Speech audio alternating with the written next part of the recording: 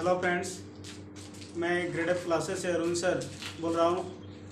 आज मैं आप लोग के बीच में आज कुछ महत्वपूर्ण जीके लेकर आया हूँ जो आपको जो एग्ज़ाम में आने वाले हैं, मतलब फॉरेस्ट गार्ड और home guard, Bihar home guard है और फॉरेस्ट गार्ड जो अभी अप्लाई चल रहा है, खास उसके लिए मैं वीडियो लेकर आया हूँ जो आपको 10 से 12 जीके इम्पोर्टेंट मिलेगा आपको। तो वीडियो देखने से पहले लाइक शेयर और सब्सक्राइब जरूर करेंगे, और जब वीडियो देखेंगे तो शुरू से लास्ट तक देखेंगे, तब आपको फ़ायदा होगा मेरे प्यारे बच्चों। तो मैं शुरू करता हूँ। पहला सवाल क्या बोल रहा है यहाँ पे? पहला सवाल है कि फखरुद्दीन अली अहमद ने अपने कार्यकाल के दौरान सर्वाधिक अध्यादेश जारी किया था। ये सवाल है कि अगर पूछ दे आपसे परीक्षा में किस राष्ट्रपति ने अपने कार्यकाल के दौरान सर्वाधिक अध्यादेश जारी किए थे, तो आंसर होगा फखरुद्दीन अली अहमद।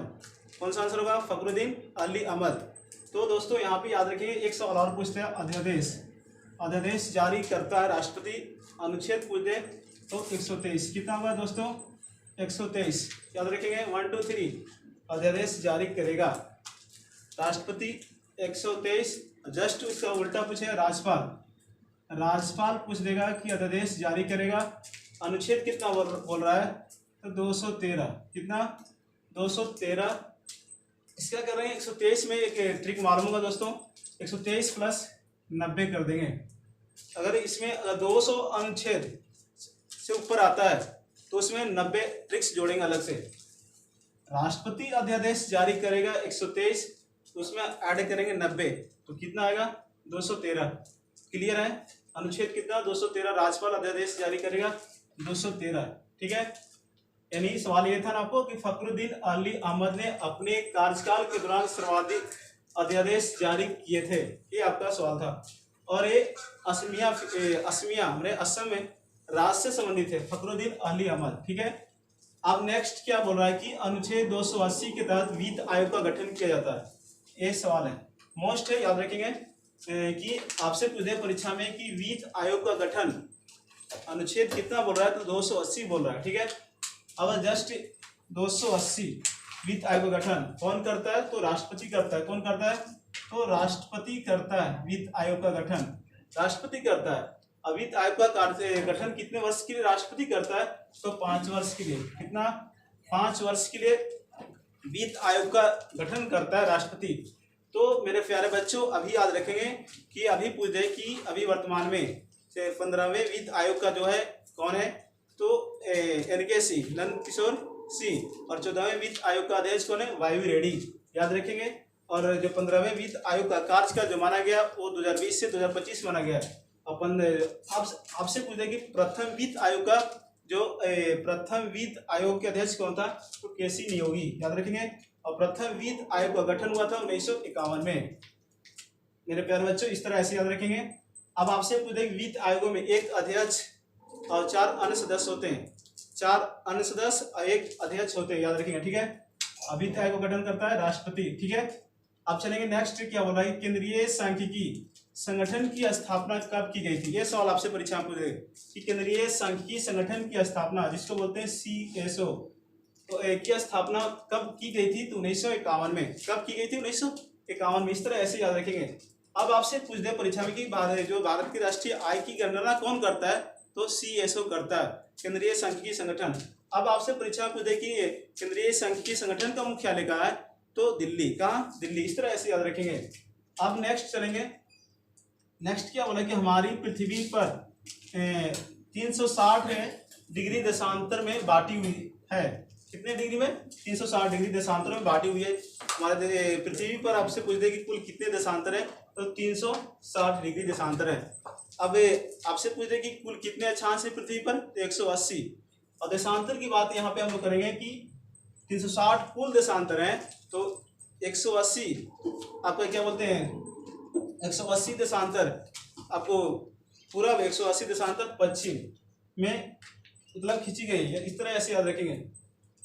अब यहाँ पे देखेंगे कि जो कुल अक्षांश से हो गया 360 और जैसे अक्षांश कितना हो गया? 180। इस तरह ऐसे याद रखेंगे।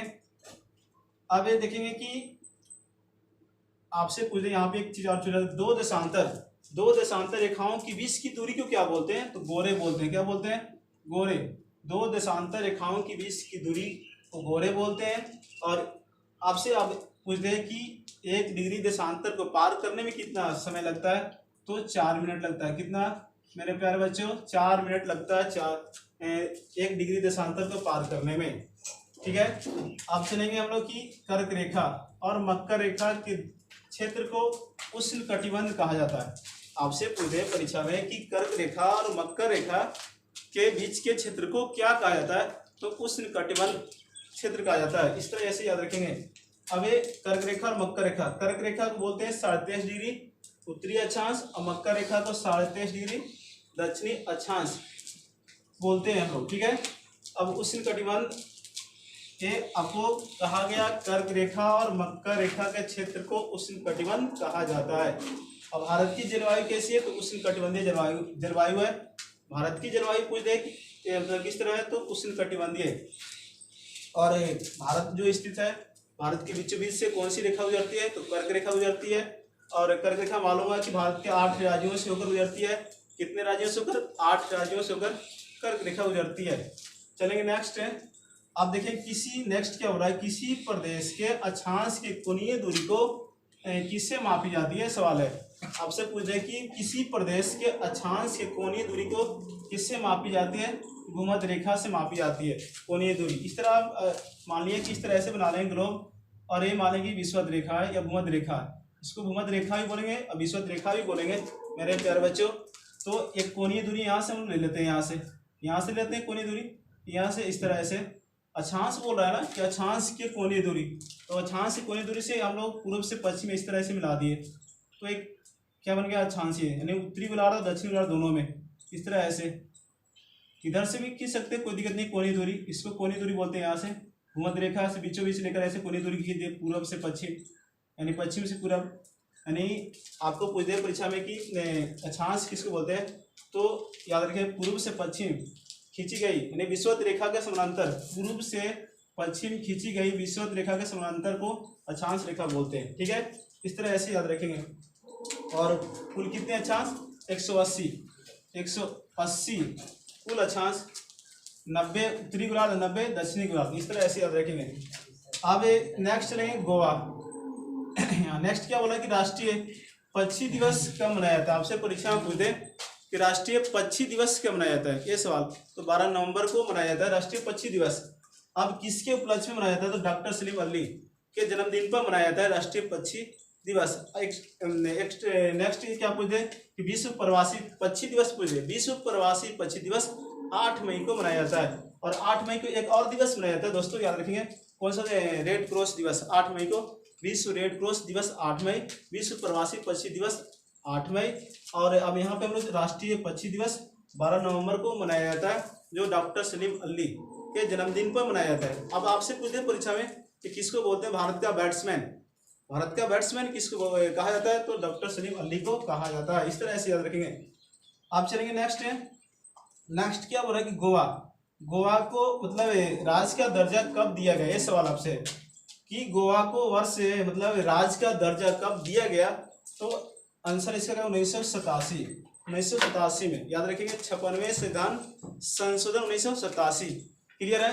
अब आपसे पूछे कि गोवा पर किसका अधिकार था? पुर्तगालियों का अधिकार था। और पुर्तगालियों से भारत ने मुक्ति दिला दिया 1961। तब 1961 याद रखेंगे। 1961 में गोवा को भारत ने मुक्ति दिला दिया था और गोवा को भारत का राज्य बनाया गया, 25वां राज्य बनाया गया 56वें संविधान संशोधन 1987 केवें संशोधन 56वें संविधान संशोधन 1987 के तहत गोवा को भारत का अभिन्न अंग बनाया गया, जो भारत का 25वां राज्य था। ठीक है। अब चलेंगे नेक्स्ट क्या बोला कि दल बदल विरोधी विधेयक मतलब किसके कार्यकाल में पास हुआ था? ये सवाल है। दल बदल विरोधी विधेयक जो पास किया गया था किसके कार्यकाल में? आपसे सवाल पूछ दे तो हमारे देश के प्रधानमंत्री कौन थे? तो राजीव गांधी। कौन थे? राजीव गांधी। इस तरह ऐसे याद रखेंगे। अब दल बदल आपसे पूछे कि दल बदल केवी अनुसूची बोल रहा है, तो याद रखिए दल बदल केवी अनुसूची तो 10वीं अनुसूची दल बदल 10 से दल और 10 से 10, इस तरह ऐसे याद रखें। दल बदल 10वीं अनुसूची, और जो आपको 1985 दल बदल जो 52वें संशोधन 1985 के तहत दल बदल विरोधी विधेयक पास किया गया था, जो उस समय राजीव गांधी के मतलब देश के प्रधानमंत्री थे। ठीक है, अब नेक्स्ट क्या बोल रहा है कि जब भारत स्वतंत्र हुआ उस समय ब्रिटेन में कौन सी पार्टी थी। इस तरह से पूछेगा आपसे सवाल कि जब भारत आज़ाद हुआ उस समय ब्रिटेन में कौन सी पार्टी थी, तो लेबर पार्टी। दोस्तों याद रखेंगे आप, लेबर पार्टी ना देकर आपको क्या दे देगा, श्रमिक पार्टी। श्रमिक पार्टी आपको यहाँ पर देगा। ठीक है, तो लेबर पार्टी बोलेंगे या श्रमिक पार्टी बोलेंगे। अब इस तरह जब भारत आज़ाद हुआ तो उसमें ब्रिटेन में ब्रिटेन में कौन सी पार्टी, लेबर पार्टी। आप देश उसमें कौन सी ब्रिटेन का प्रधानमंत्री था, तो याद रखेंगे कौन सी पार्टी प्रधानमंत्री, क्लेमेंट एटली। कौन सी, क्लेमेंट एटली उस समय देश का मतलब ब्रिटेन का प्रधानमंत्री था। अब कौन सी मतलब राजा था, जॉर्ज सस्टम के समय अगर पूछे कि जब भारत स्वतंत्र हुआ वहाँ का राजा। ठीक है, तो इस तरह ऐसे याद रखेंगे। लेबर देखिए यहाँ पे देखेंगे, आपको ध्यान देंगे कि लेबर पार्टी ना लेकर श्रमिक पार्टी दे देगा। ठीक है, और जब भारत आज़ाद हुआ उसमें भारतीय राष्ट्रीय कांग्रेस के अध्यक्ष कौन था, तो डॉक्टर जेपी कृपलानी। इस तरह ऐसे याद रखेंगे, जेपी कृपलानी। अब नेक्स्ट क्या बोल रहा है कि मुंबई कोलकाता मद्रास उच्च न्यायालय की स्थापना कब हुई। ये सवाल पूछते रहता है कि कलकत्ता मद्रास मुंबई उच्च न्यायालय की स्थापना कब हुई, तो 1862। कब, 1862 में स्थापना हुई थी मेरे प्यारे बच्चों। अब तीनों उच्च न्यायालय ने, मुंबई कोलकाता मद्रास तीनों उच्च न्यायालय के समय भारत का वायसराय कौन था, तो लॉर्ड कैनिंग। कौन था, लॉर्ड कैनिंग। याद रखेंगे, लॉर्ड कैनिंग के समय उच्च न्यायालय की स्थापना हुई थी। और कोलकाता, याद है कोलकाता का खंडपीठ पूछते हैं, कोलकाता का खंडपीठ ये पूछते रहता है, इंपॉर्टेंट चीज याद रखेंगे। कोलकाता का खंडपीठ कहाँ है, तो याद रखें कहाँ, पोर्ट ब्लेयर। ठीक है, ये ज्यादा पूछता है, कोलकाता का खंडपीठ कहाँ है, तो पोर्ट ब्लेयर, जो अंडमान निकोबार की राजधानी है। अब नेक्स्ट क्या हो रहा है कि टोडा एक जनजाति है। क्या, टोडा एक जनजाति है जो नीलगिरी की पहाड़ी पर अवस्थित है। नीलगिरी की पहाड़ी पर अवस्थित है टोडा। याद रखेंगे, टोडा, बडागा, ये सब किस राज्य की जनजाति है, तमिलनाडु। और कौन सी पहाड़ी, नीलगिरी की पहाड़ी। अब दोस्तों यहाँ पे एक याद रखेंगे कि नीलगिरी नाम पड़ा, क्या बोलते हैं, कौन पुष्प है, नीलकुरंजी पुष्प के नाम पर नीलगिरी नाम पड़ा। नील पुष्प कुरेंजी के नाम पर, क्या यहाँ पे, हाँ दोस्तों यहाँ नीलकुरंजी पुष्प के नाम पर नीलगिरी नाम पड़ा है। बहुत मोस्ट याद रखेंगे। और नीलगिरी जो याद रखें पूर्वी घाट और पश्चिमी घाट का मिलन स्थल है।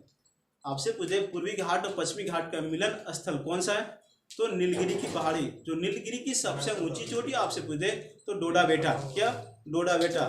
जस्ट इसका उल्टा पूछे कि दक्षिण भारत की दूसरी सबसे ऊंची चोटी कौन सी है, तो डोडा बेटा। और दक्षिण भारत की सबसे ऊंची चोटी अनायमुदी, याद रखेंगे, जो अन्नामलाई की पहाड़ी पर अवस्थित है। ठीक है, तो इस तरह ऐसे याद रखेंगे।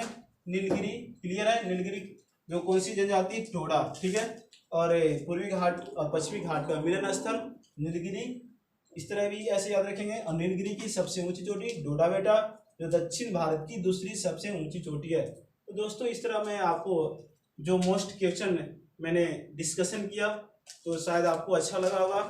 और इसको क्या करेंगे आप कि अपने नोट यानी कॉपी रखेंगे, शेयर कर लेंगे, लिख लेंगे। लिखने से मेरे प्यारे बच्चों ज़्यादा याद होता है। ठीक है, तो मैं आपके लिए जो फॉरेस्ट गार्ड जो अभी अप्लाई चल रहा है, फॉरेस्ट गार्ड और होम गार्ड का अप्लाई लगभग समाप्त होने वाला, बिहार पुलिस होम गार्ड, और आने वाला एग्जाम है उसमें मोस्ट, उसके लिए मैंने आज वीडियो लेकर आया। शायद आपको अच्छा लगा होगा, तो लाइक शेयर और सब्सक्राइब जरूर करेंगे, और अपने दोस्तों को भी शेयर जरूर करेंगे, क्योंकि लाइक और शेयर आपका ही जो लाइक हो और शेयर और क्या बोलते हैं मेरे हौसले को बढ़ाता है मेरे प्यारे बच्चों।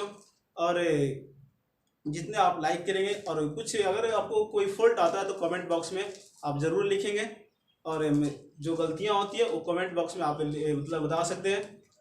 बस आज का वीडियो इतना ही, मैं अगले वीडियो लेकर आऊँगा। जय हिंद, जय भारत, जय ग्रेड अप क्लासेज, कलम क्रांति जिंदाबाद।